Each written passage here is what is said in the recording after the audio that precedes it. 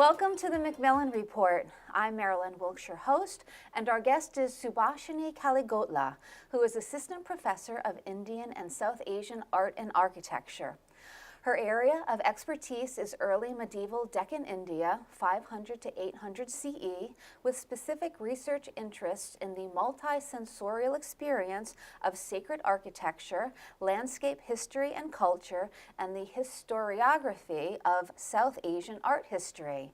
Today we'll talk with Professor Kaligotla about her book project, Cosmopolitan, Craftsmen, and Sacred Space in Medieval India.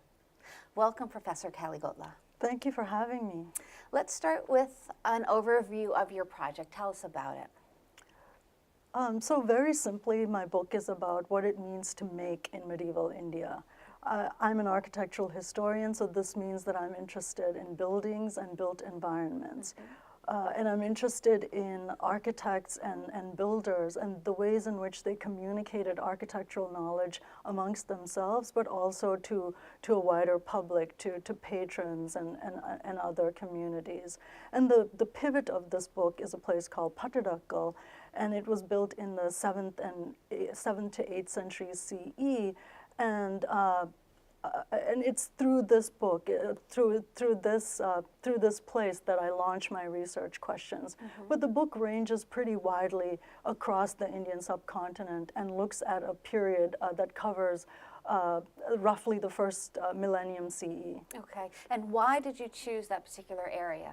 Yeah, so why Pattadakal? Yes. Yes, it's, to begin with, it's just a stunning place. I cannot emphasize that enough. And as art historians, I think that we're particularly drawn to visually stunning, beautiful places. So it is that. It's on the bend of a river. Okay.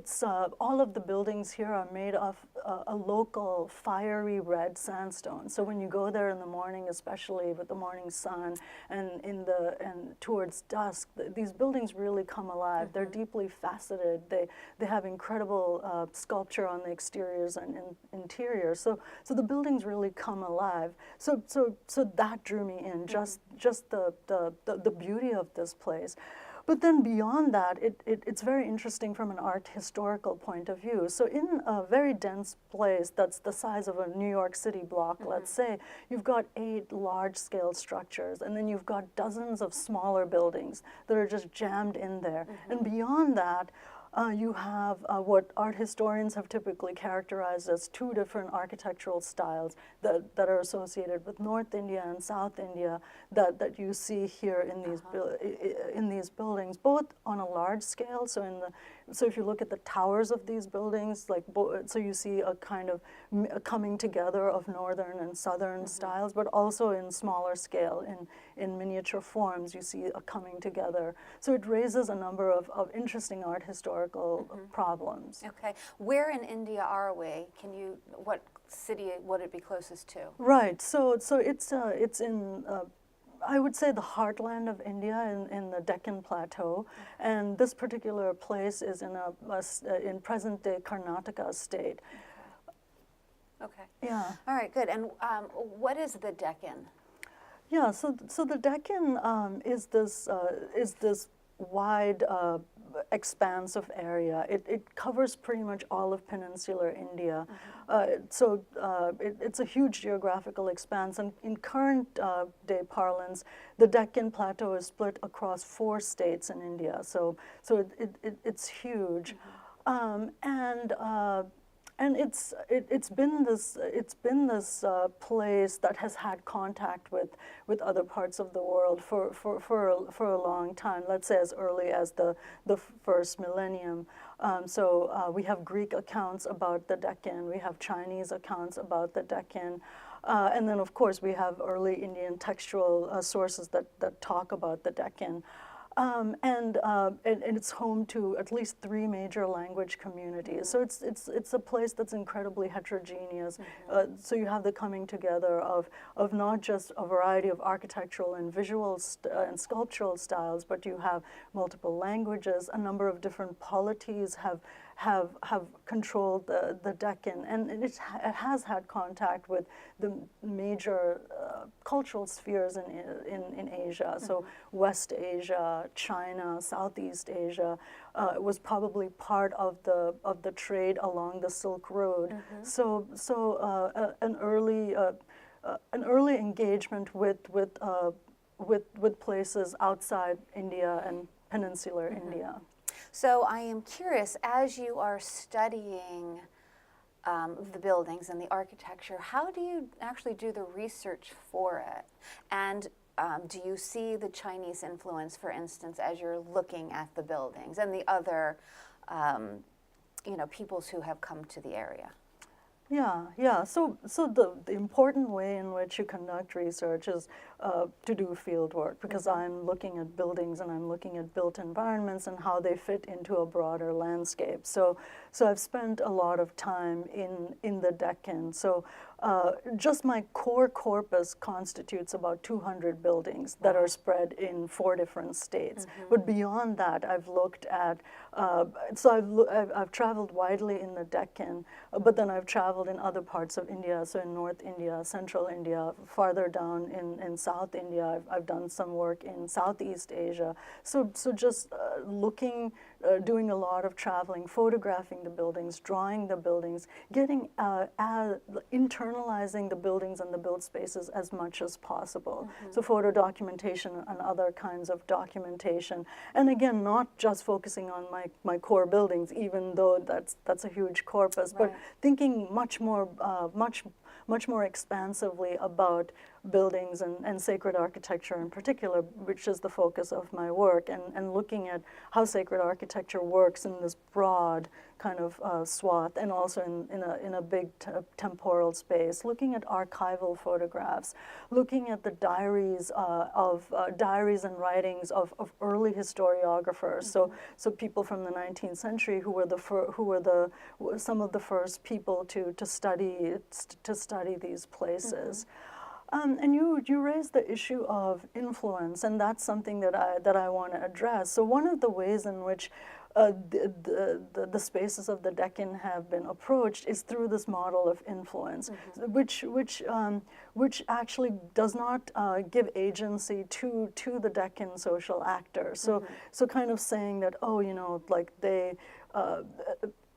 these forms from northern India or these forms from southern India just came together organically in the Deccan. But what I'm interested in is not just their knowledge of these forms that may have provenances elsewhere, but what they did with these forms, the meanings and attitudes that they brought to these forms, and how they changed them, and what local meanings and regional meanings they gave to these forms. So let's talk about some of those meanings. Can you give us some examples? Yeah. So one value that has been really important to me is the idea of ornament, and so this is a courtly value this is a courtly medieval Indian value, and so you see that kind of applied to literary culture. So you see poets and other intellectuals talking about the kind of ornament that should be in plays and poetry and so on and so forth, but then it's a value that also animates buildings and built spaces. So there's so the ways in which they approach these buildings is definitely structured by the discourse of ornament. So miniature buildings or representations of buildings appear on large-scale buildings. So they function as ornament, and you see female figures appear on buildings, and they function as the ornament for the buildings. And you see couples, human couples, in loving couples they're called, and they function as an ornament for these buildings. But then the ways in which architects are talked about and builders are talked about, they are praised using literary figuration, so using ornamental language. So it's sort of an ethic that pervades society more broadly, and so it connects visual and architectural spaces with literary culture, with political culture, and so on. With the things that were going on during the time. Exactly. Interesting. Exactly. You also devote a good portion of your book to the makers. So let's talk about that a little bit. Yeah, and as I said, I'm interested in approaching these spaces from the point of view of makers. That gets us closer to the values, to the ethics or the meanings that animated these spaces. And there are a variety of makers that we encounter in the historical record with greater and lesser proximity to the physical act of making. So we do have people like architects and sculptors, but then we have poets, and we have patrons and ruling elites, and the verb that is used to speak about making is the Sanskrit verb kra, which does mean to make. But then when they talk about architects and sculptors, the grammatical form shows greater proximity to the act of making. Whereas when they talk about poets and rulers, they talk about these people causing to make something. So that shows a greater distance, that they had the cultural capital, they had the economic capital, they had material resources, political capital to cause something to be made, but they weren't necessarily involved in the physical design or in the construction process or in the overseeing of the making. But I do want to say a few more words about the architects, for instance. So at Patadakal, we have an inscription on the building. So it's a stone inscription that's written onto the most prestigious building that's on the riverfront. And it's like the largest, the grandest building. And it praises the architect, the chief architect of this building, and it does so in literary language. It does so using ornament. It talks about him as a man of refined conversation, and it kind of ascribes a lot of courtly values to him. But it also gives us a list of the kinds of things he made. So it says like, well, he's a maker of many cities. He's a maker of palaces and buildings. He's a maker of seats and couches. So it's really interesting to kind of think about somebody like Mies van der Rohe or someone like that who made buildings, but he also made, he kind of made other furniture or designed furniture and other kind of artifacts. So there we have a very close relationship between design and making and building in the way we might understand it today and this maker. But then we have another maker, a poet, and we know his name as well. His name is Ravi Kirti.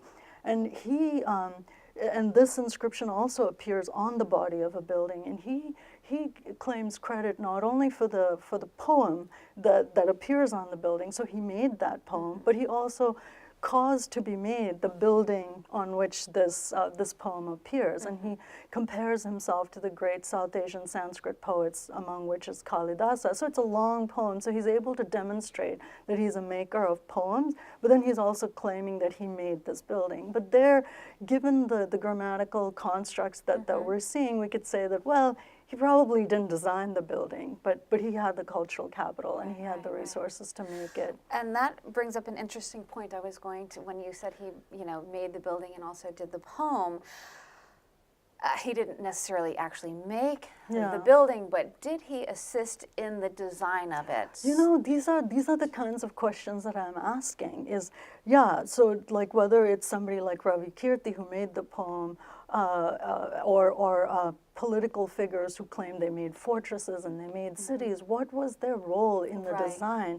And then also talking about architectural knowledge, how was architectural knowledge communicated? Or how were patrons given a sense of what these people could build?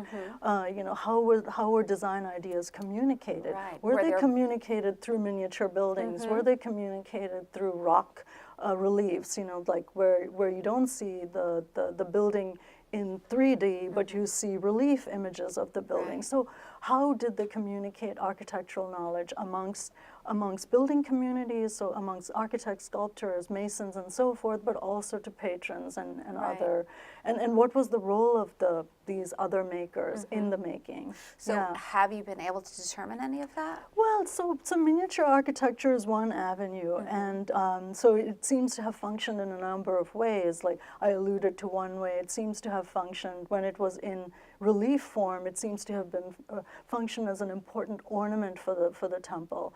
But then it might have been a way for sculptors and architects to demonstrate or to show the range of forms that were on offer and that they could make. So you have places where perhaps patrons and others could kind of stroll through like a showroom where you had miniature buildings, and they could say, yeah, I want that building with that kind of roof, with that kind of sculptural decoration, or and yeah, so that's something that I posit, that this is one way in which these miniature buildings in relief form and in three-dimensional form might have worked, and really miniature architecture in general has been understudied in India and in South Asia. So much more work can be done in that avenue. Sure. Yeah.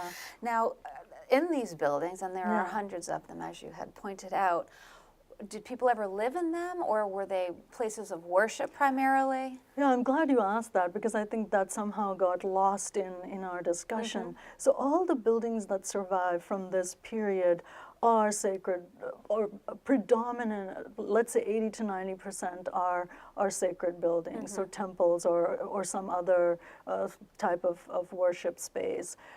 But we do have other kinds of architecture that has survived. We have water monuments that have survived. We have gateways that have survived. We have some fortresses and other kinds of monuments that have survived.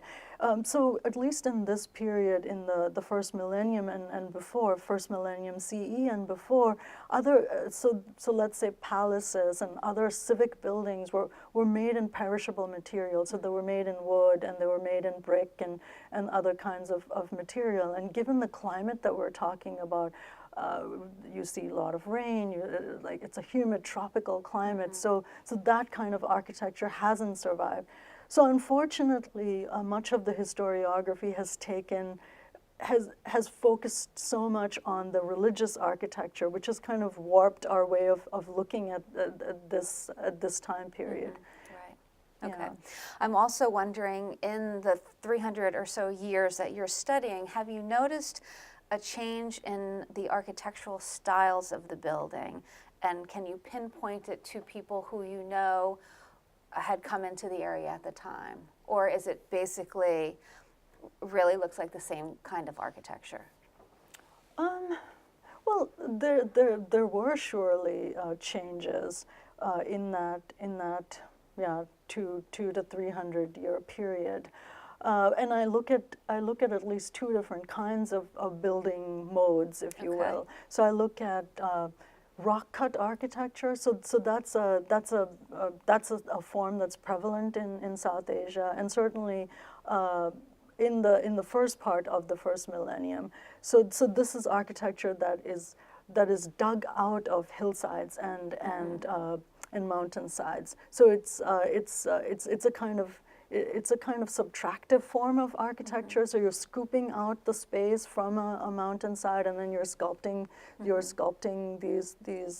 these surfaces. Whereas I also study constructed temples, where you take blocks of stone and you pile them up and you join them together and you create these spaces. So it does seem that in the first part of the millennium, maybe they were building more rock-cut buildings, and then like maybe around the 5th century and onwards, they're moving towards a constructed form of architecture. That's one change that you're seeing, and also clearly in the Deccan, as I said, they're aware of architectural styles that scholars have understood as coming from elsewhere, like coming from the Indo-Gangetic plain or coming from peninsular India, but they are bringing them together in really interesting ways, in ways that you don't see in other parts of South Asia. So that's something that's really unique to the Deccan, is that they're demonstrating their knowledge of multiple architectural styles, and they're kind of bringing them together in interesting ways. And again, within the Deccan, you see that, like let's say in the western part of the Deccan, you see that they're using one kind of tower type like a tiered type of tower for prestigious buildings, whereas in the eastern part of the Deccan, you're seeing a different kind of tower type, like a more elongated, curvilinear, vertical type of tower. So you know, they're playing in interesting ways with these architectural languages, and I think that it's something that we should kind of situate with other kinds of heterogeneity. So you know, they're aware of multiple languages at this time. So you're seeing like a cosmopolitan language like Sanskrit being played off of regional languages. There are also cosmopolitan scripts versus regional scripts. So you're seeing all of these juxtapositions in the Deccan. Right. Yeah. And what about technology? Were there any changes in how the buildings were constructed over that time period? And with different people coming into the area, Yeah. of course, they bring different ideas and technology with them. Yeah. So could you pinpoint any of that? Well, yeah, I alluded to that in the earlier, in the sense that it does seem to be there does seem to be a shift from kind of this excavated type Okay. of architecture where they're scooping out spaces from mountainsides to a kind of accretive type of architecture. So that's one technological shift that seems to be happening. And then they are experimenting with different kinds of tower forms and different kinds of tower types. And then yeah, I don't want to get into like the nitty-gritty architectural forms here, but in the Deccan, they're doing something to the tower types or to the form of the tower that's different from these other regions. So they're adding a projection to the tower that corresponds to the plan of the building. And this tower projection is something you don't see in other regions. And that's one part of my argument where I'm making the claim that, look, this is the way in which they're making it their own. It's not even just a matter of knowing that there are all these different tower forms. It's not just a matter of using them in interesting ways and in hybrid ways, but it's also how they change them and how they gave new meaning to these tower forms. Right. Yeah. Okay. The other thing, unfortunately, we don't have any pictures to show our audience. I know. But they are very elaborate Yes. buildings. So can you kind of just describe them in a way that will help people who are watching visualize some of the buildings? I mean, they're very intricately carved. Yes. So one thing that I do want to emphasize, of course, is that the local materials that they're using, the red sandstone, and kind of the color and even the tactility of that material. And as I said, what happens to these temples when they interact with light, and yeah, they are intricate. So the facades of the temples are, I like to use the word undulate. So it is like they're kind of they have recesses and projections, so they're kind of moving towards you and away from you as you're going around them, but also as you look at them vertically.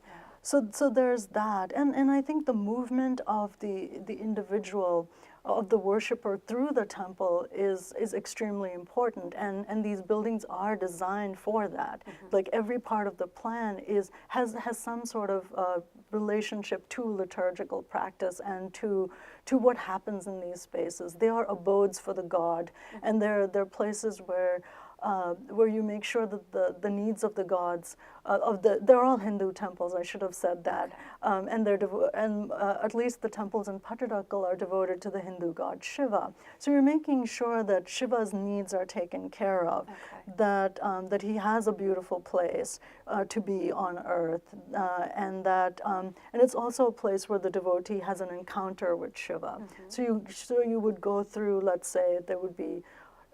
So let's describe the most prestigious building at Pattadakal. So it's in a walled compound, and it's east-west. It's on an east-west axis. So the principal entryway of the temple faces east, and then this entryway is on the banks of the river. So you would probably approach it from the river. You might actually bathe in the river as a form of ritual cleansing before you climb up the steps and go through this stone gateway that gives you access to this walled compound. And the first thing that you would encounter when you make your way through the gateways, you would encounter a stone pavilion, also made of red sandstone. And in that stone pavilion is an enormous stone statue of a bull. And the bull is Shiva's companion. He's the vehicle of Shiva, and so he's facing the temple. And so you would probably stop at the pavilion for the bull first to pay your respects to the bull. And it's only then that you would proceed to the temple. And you would first circumambulate the temple, and that's a way of showing your devotion and love for Shiva. And it's only then that you would enter the space of the temple. Very interesting. So ultimately, what do you conclude in your book, and what would you like the reader to take away? That's a tough question, and I'm still working on the conclusion of the book.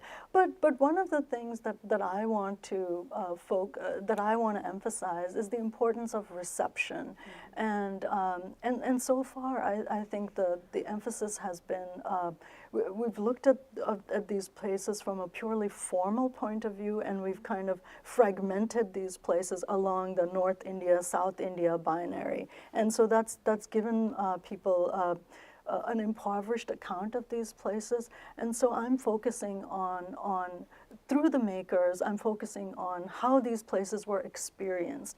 And so that, I think, allows us to write a richer history of these places and gives us access not just to the values that animated makers, but the values and attitudes and ethics that the broader social community brought to their experience of these spaces. Okay, so we will look forward to your book coming out, and thank you so much for being here with us today and sharing some of your work. Thank you.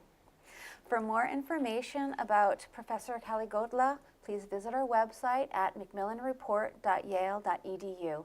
Be sure to join us again for another episode of the Macmillan Report, made possible through funding from the Whitney and Betty Macmillan Center for International and Area Studies at Yale.